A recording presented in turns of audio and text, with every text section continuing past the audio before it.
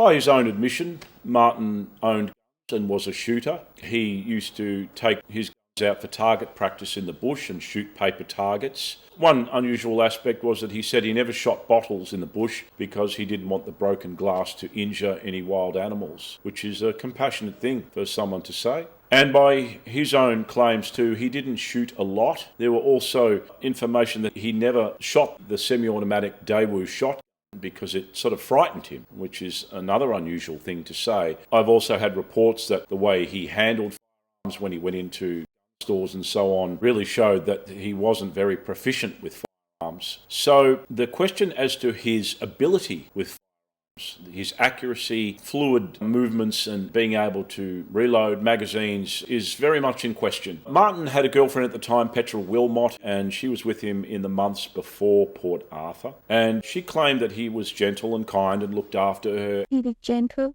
and kind and would look after me. And never reported anything about firearms that he'd owned, that she didn't see any. So in terms of his ability to be able to use the firearms, even though rifle like the Colt SB1, people claim very easy to pull the trigger at close range and take a lot of victims. It's not as simple as that. As well as a discipline, there's an emotional aspect to that. There is the ability to avoid apprehension. Witnesses were stating that the shooter was dancing, that he would spin, turn on a dime, lift the barrel, choose a target. By all reports, the shooter at the cafe and elsewhere was very proficient with the use of and there's a matter of debate. A lot of people will say, no one with his intellect and his disadvantages, his uncoordination, could operate a firearm with such dexterity and skill. Whereas others say, look, it's like shooting fish in a barrel. It's very easy to do so. But the magnitude of the crime and the adrenaline rush, the ability to think on your feet, to decoy police away, to choose targets, by all reports, it's an astounding feat for any one individual to accomplish in a short amount of time.